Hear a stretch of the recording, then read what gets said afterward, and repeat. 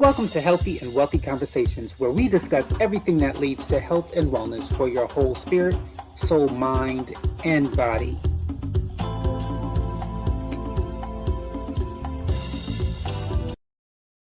Welcome to another episode of Healthy and Wealthy Conversations. Today's guest is Dr. Alan Lycka. Dr. Alan Lycka is acknowledged as one of the leading cosmetic dermatologists in the world. A pioneer in his field, he helped develop several new technologies and has spoken at podiums worldwide. In 2003, his life changed when he was misdiagnosed with ALS and given 6 months to live. After fighting the diagnosis, he is here today as a result of his courage and determination. Dr. Lycka shares a portion of his journey with us. Dr. Lycka first explained what is ALS. ALS is a medical condition known as amyotrophic lateral sclerosis. It's a terrible diagnosis.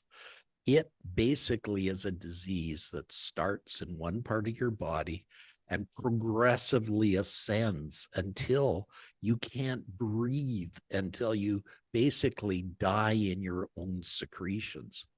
We do not know the cause of ALS. There's a lot of research being done on it, but usually it's fatal within 6 months of the diagnosis coming on. So it is a terrible thing when a person is told they have ALS. It's also known as Lou Gehrig's disease. Lou Gehrig was a baseball player for the New York Yankees, and he was a phenomenal player. But when this disease descended on him, he died soon after. After receiving the frightening news, Dr. Lycka shares his reaction. Well, when the doctor came out of his mouth, I was in disbelief. The only symptom I had was a dropped right foot. Now, in other words, my foot wouldn't lift up by itself. It would slap on the pavement with each step I was taking. So I asked him, how can you be so certain? Is there a way to prove this diagnosis? And he said, matter-of-factly, of course, an autopsy. And that's when I really became angry. I stormed out of his office. I slammed the door and I said, I'm not going to die to prove you wrong. But when you go through this, Casey, you go through what Elizabeth Kubler-Ross writes in her book on death and dying. You go through the phases of death and dying, and their anger. You become very angry. You become angry at the world. How could the world have abandoned me? How could it be given me such a thing? This was 2003. I was a cosmetic doctor. I was at the top of my career. How dared the world deprive me of this beauty that I'm doing? But, I was angry at my wife. I was angry at my children. I was angry at my staff. But I couldn't let them know what was going on because they'd abandoned me. You go through bargaining.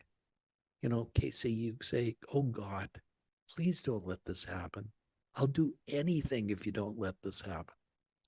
I thought God wasn't listening back then. Then you go through denial. Denial is when you deny anything is wrong.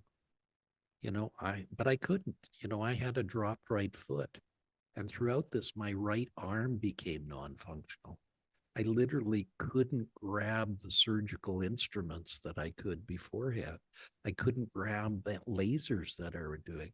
But I was smart, Casey. I became a left-handed doctor from being a right-handed doctor. And so back then, in the early 2000s, there weren't even the instruments designed for left-handed doctors. So I'd go to the machine shop at the hospital and say, could you make these right-handed scissors into left-handed scissors? Could you make this tool into a left-handed variety? And so I was able to still be at the top of my field for many years. But the worst part, Casey, is depression. Have you ever been depressed? Yes. Yeah, it's a terrible thing. I call them the black days because you can't sleep, you can't eat, You could stay in bed all day staring at the ceiling. And why not? You're going to die anyhow. And that's where I was at with this anger, denial, bargaining, and depression. And you go through all of those all at once. It's an emotional storm that's going on in your head and your body. And you know, it was a very difficult time in my life, Casey. Dr. Lycka chose to fight for his life. He shares his motivation for choosing life. My wife, what happened is I wasn't going to die the way I've seen ALS people die. I wasn't going to die in my own secretions. So I went to my wife and I said, dear, what do I have? She said, I haven't got the faintest idea, but you're smart. You'll figure it out. And I said, how can I? I've seen every doctor I've known. And she said, well, perhaps you haven't seen the right doctor yet. And that put a light bulb in my head. See, back in the early 2000s, something new was invented. It was called the internet. You ever hear of that beast, Casey? I say that with humor because we can't even do anything without the internet now. The internet is ubiquitous. It's everywhere. And yet back then, we didn't have Dr. Google. We didn't have all these things to help us. We had dial-on connections. So your phone would go on a cradle and it would go ring, ring, ring for like 15 minutes. And if it connected to this other side, and I say if, because at least 2/3 of the time it did not, you would get to the other side, but you only could go on the other side with a primitive language called DOS, because there wasn't enough information in the computers back then. So when you got to the other side, you'd have to surf the web. But I had friends that were nerds, and they helped me. They found a Dr. King Gardner at the Good Samaritan Hospital in Los Angeles, California. And I went down to see him. And he said, I know you don't have ALS. I think it's this, but, all we can do is try some things. So he started me on some medications. But I kept on searching, and I found a doctor in Colorado Springs, Colorado, by the name of David Martz. And David had a story very similar to mine, but he got worse much more rapidly. And he was on his deathbed within weeks of his diagnosis. David was so well loved and so well known. Doctors from around the world were coming to say goodbye to David. And a Dr. Harvey came up from Texas, and he took one look at David and said to David, I don't think you have ALS. David whispered, because that's all he could do at that time, what do I have? And the doctor from Texas says, I think you have chronic Lyme's disease. I think you've been bitten by a tick, and it's mimicking ALS. And David said, what do I do? The doctor from Texas said, I can start you on medication, and if I'm right, I can make you rapidly better. Well, David said, what do I have to lose? I'm dying. So the doctor started him on treatment, and within 2 weeks, he was like Lazarus arising from the dead. He got back to his normal self. So I knew I had to get in touch with David. So I phoned every hospital in Colorado Springs, and I got in touch with them at the Methodist Hospital. And we talked for hours. And he said, can you come down and see me? And I said, when? He said, what about right now? Well, David, I said, my wife, we have Thanksgiving in Canada right now, and my wife's invited 35 people over. She's going to kill me. David said, well, aren't there any planes in Canada? So David insisted I come down. So I went to my wife, my hat in my hand, and I said, dear, I'm not going to be here for Thanksgiving. She said, why? We have all these people coming over. And I said, dear, there's a doctor in Colorado Springs that claims he can help me. And that's when she did a 180-degree turn and said, what are you waiting for? I'm going to pack your bags for you. I'm going to take you to the airport. And so That's what love is about. That's what my wife knew. She knew she could take care of 35 people. She knew that that wasn't important compared to what was going on in my life. So I got on a plane from Edmonton to Denver. It was 2.5 hours long, beautiful. And then I got on a rinky-dink puddle jumper from Denver to Colorado Springs. Casey, have you ever been on a rinky-dink puddle jumper? No. Good, because this flight was the flight from hell. You see, what happens at the end of the day is the air comes off the desert and it causes turbulence. So the plane will be flying along and it'll drop 100 feet without warning. Then it'll climb back to its original height and drop 200 feet without warning. Then it'll climb back to its original height and drop 300 feet without warning. So it's like the drop of doom at Disney World over and over and over again. So when I crawled off that plane, I literally kissed the ground. And there was David on the tarmac to meet me. You see, back in the early 2000s, they didn't put on all these protective things that go on now. He was visiting a well-known doctor, and I was a well-known doctor, so they didn't have that problem in Colorado Springs. So he talked for hours, and David said some magic words. He said, I think history is repeating itself, and I think I could start you on medications and you'll be better.